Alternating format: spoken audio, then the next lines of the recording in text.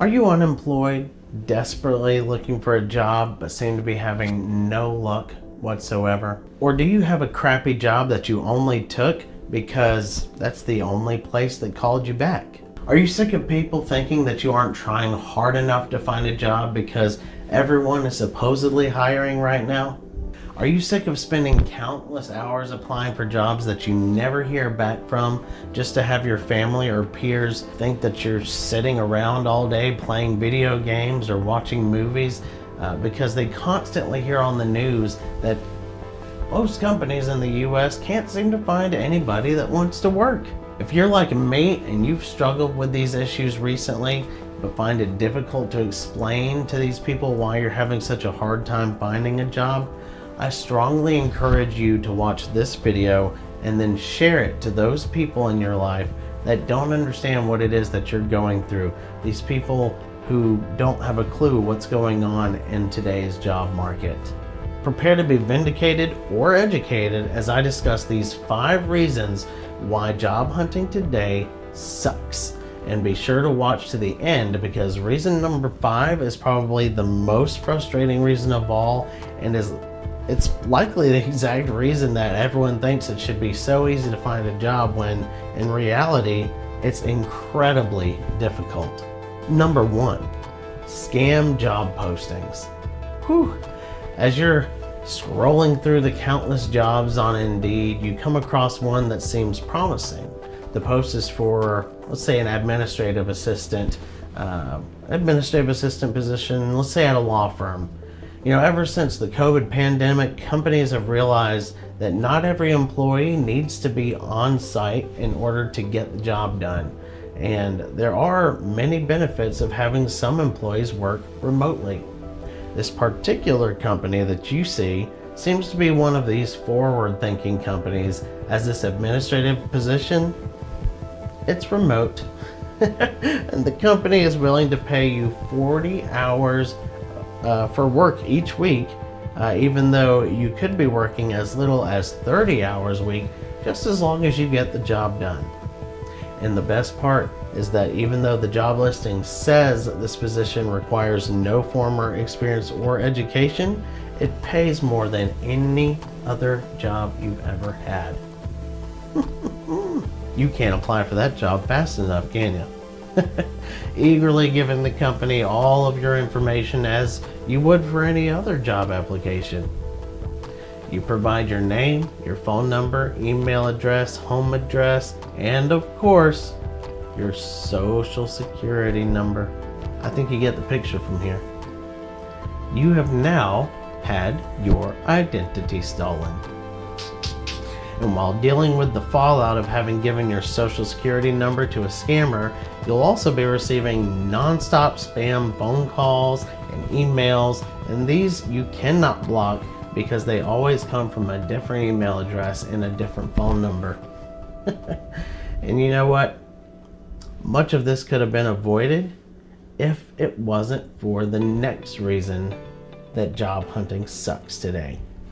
So, reason number 2. Employers require you to provide way too much personal information. When applying for a job, it's understandable that the employer would need your name and your phone number and even your email address. I would prefer that they use the email address actually. But you really should not be forced to disclose your social security number and your driver's license number without knowing if the company is even going to view your application, let alone even give you a phone call back. This information is simply not necessary in the early phases of the candidate selection. However, because almost every employer requires this extremely compromising information during your application, it's not considered an unusual practice. So, scammers can easily ascertain pretty much anything they need to open a credit card account in your name. Many applications also require you to provide the name, number, email address, and home address for your character references, which is a huge breach in privacy for people who aren't even applying for the job, making this a normal requirement means that it will not seem unusual when requested in a scam posting. Alright, I want to stop here for just a second. If you were like me and grew up sometime in the 90s, or if you had kids who grew up in the 90s, then you're probably familiar with Robin Williams. Be on the lookout during this video because I have hidden a little reference to one of his movies somewhere in this video. And if you find this little Easter egg, leave a comment once you see what it is. If you can, leave a timestamp for it. And if you are the first person to do it, then I will pin your comment and I will feature your comment in the upcoming video. Now, back to the video. Reason number 3. Applicants are forced to jump through so many hoops by employers. Making applicants take aptitude tests that ask what you would do in certain situations you likely have never trained for. These tests do not account for a person's ability to learn how to respond to these situations upon being trained for them. One candidate may be chosen because they were better at guessing the right answers than another candidate who would actually probably do the job better, but wasn't as lucky when it came to guessing on the test. Making applicants take personality tests, that can literally take over an hour to complete, sometimes up to 3 hours to complete.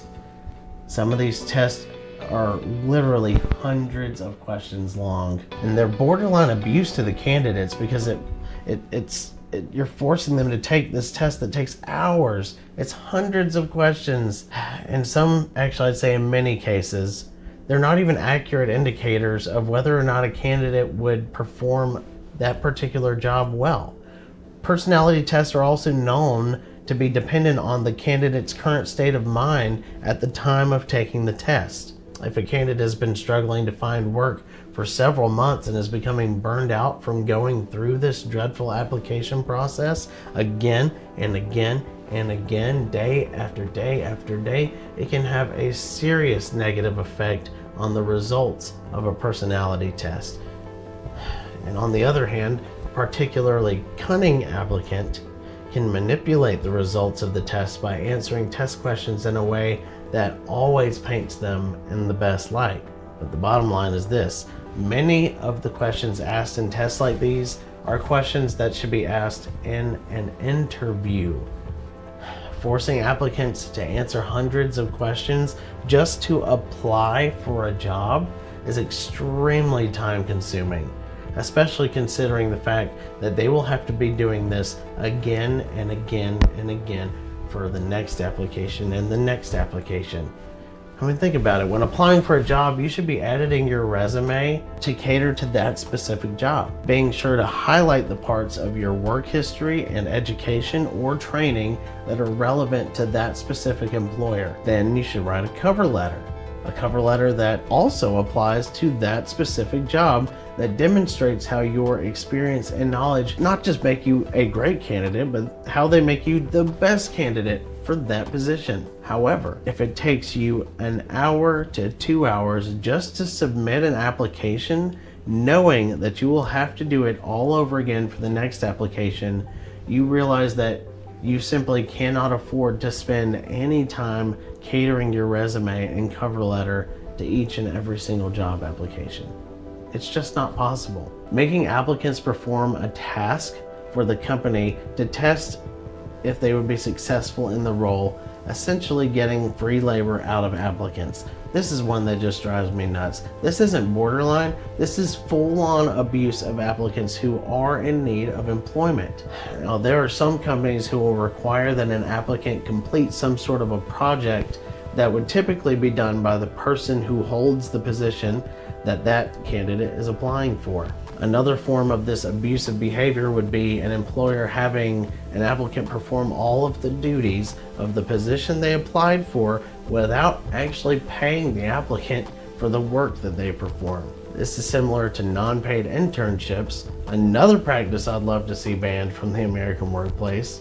It's understandable, I guess, that a company needs to know if the person they hire can actually do the job, but expecting someone to work for free for any amount of time is absolutely unacceptable, and it's a sign that this company will always take advantage of you. And competition for jobs is higher than ever right now. On job posting sites such as Indeed, job posts are receiving hundreds to thousands of applications, and this gargantuan number of applicants causes multiple problems. For one, it makes you 1 in 1,000, greatly decreasing the odds that your application will ever get looked at. This giant influx of applicants means that companies are relying more and more on AI to cut down on the number of applications an actual human will have to sort through. And this is a huge problem if you are a person who is in the unfortunate situation in which you are having to change career fields. For these people, it is now exponentially more difficult to get a chance for an interview because you are likely going to be removed from the candidate pool by an AI-powered applicant tracking system long before the hiring manager even looks at a single application. Lastly, and most frustratingly, is that employers are increasingly posting a deceptive job listing known as a pipeline requisition. This is when an employer posts a listing for a position that they have no intentions of filling. You may wonder, why on earth would they be doing this? Well, let me tell you. These pipeline requisitions, also known as pipeline recs or ghost postings, are when a company posts a job that they aren't actually hiring for. They may decide to hire it, but only if an amazing candidate applies. I've worked for companies that did this, and I asked the hiring manager why we were advertising for positions that we didn't even have available. And she told me that we weren't actively looking for any new employees, but that they would consider hiring someone if a great candidate applied. She actually went on to say that that is why I was hired, because they had no intentions of hiring anybody when I applied for the job they had listed. And I gotta say, I was happy to hear that I was apparently someone they considered to be a great candidate, but at the same time it was also disappointing because it means that some candidates would not be considered just because they didn't already have property management experience like I did, even though they could easily be trained to do the job. I would also come to find out that they use these pipeline recs as a way to quickly find a replacement should an employee suddenly quit or suddenly get fired. They would already have a long list of people who applied to this ghost position that they could choose from to fill an unexpectedly open position. As terrible as it sounds, this tactic is also used as a way to motivate current employees, such as myself, who notice the job has been posted and instantly begin to worry it means that they are about to get fired. This was certainly the reason I brought up the issue to my hiring manager, as I was terrified I was about to lose my job because I saw that we were hiring for my position. Employees may see the posting and be scared into doing the best job that they can possibly do. And this unfortunately has the hopefully unintended side effect of employees getting burned out who are going above and beyond their job duties in hopes of satisfying their managers and avoiding termination. On the other hand, some companies use this motivation tactic to keep overworked employees from quitting by giving them false hope that more employees are about to be hired, meaning help is on the way and their job is about to become a lot less stressful. This is another example that I have seen for myself at multiple companies. And I can't speak for anyone else, but for me, coming to this realization was a punch to the gut. Without giving away too much information, and making it obvious what company I am referring to. I will give you an example of how this worked and how it fooled me into working much harder than I otherwise would have been able to. I worked for a company that had 3 offices spread out throughout our city.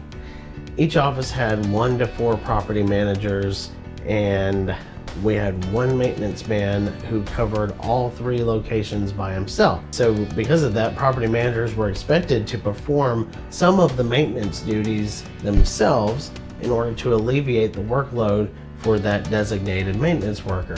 Now, this wasn't too difficult for offices that had multiple property managers, as one manager could just stay inside assisting visitors and answering phones, while the other manager was out doing maintenance throughout the property. Now, these managers could take turns to avoid fatigue and overheating, especially since we are in the South where it's 100 degrees Fahrenheit and 100% humidity all day long, about 95% of the year. However, I was the only property manager assigned to my location, so I had to do everything myself. And let me tell you, I worked my butt off to compensate for being understaffed. And on several occasions, working overtime late into the night to see a project through, or leaving my office to drive across town to another office covering for other overworked coworkers. Those days and nights were absolutely miserable, but I was motivated to keep going because my manager assured me that very soon help would arrive because the company was hiring 3 or 4 new people, so I wouldn't be doing everything by myself for too much longer. But as you might have guessed, it wouldn't be an example if the help ever actually came. Instead, my reward for all the hard work I did, I got fired. I got fired by a manager who was afraid I was doing so well that I would end up taking her job. And honestly, I can't even blame her for that. As you can clearly see from these charts, I was the highest performing property manager in our city. I flew over the competition after only being with the company for 2 months, and in a company that values sales above all else, it wasn't long before they fired the manager and regional manager who both worked together to fire me. Anyways, getting back to the list, some companies do this to give the false impression that they are a growing company, meaning they are successful. This can be done just to look good to the public in general, but in a more legally questionable move, they do this to look better to their investors. Companies that are growing are companies that are more valuable to investors on the stock market. Now, I don't know what percentage of companies post these pipeline recs for this particular purpose, but this is something that I think seriously needs to be looked into, because posting fake job postings in an attempt to make your stocks look more appealing to investors seems to be not much better than financial statement manipulation, which is considered fraud, which is considered illegal. So yes, pipeline requisitions, they are the piece de resistance. They build a database of candidates. They scare current employees into working harder, and they do it to look good to investors. It's deceptive, it's demoralizing, and it's downright infuriating. These fake job postings, they waste your time and energy, and all for the sake of corporate gamesmanship. When is enough ever gonna be enough? I mean, it's like the wild, wild west out here. Well, maybe like the wild, wild south. I don't know. Maybe it's like the woods out here. It's like being in the woods out there. You gotta watch out for lions and tigers and coyotes, Row Tide. Well, there you have it. 5 reasons why job hunting sucks today. It's not because you're lazy or unqualified. The system itself is broken, and it's okay to feel frustrated. But here's the good news. Understanding these challenges gives you power. You can spot scams, Guard your personal information and focus your energy on opportunities that truly matter. Remember, even in a rigged system, your determination is your greatest weapon. So keep fighting the good fight, and I'll see you in the next video.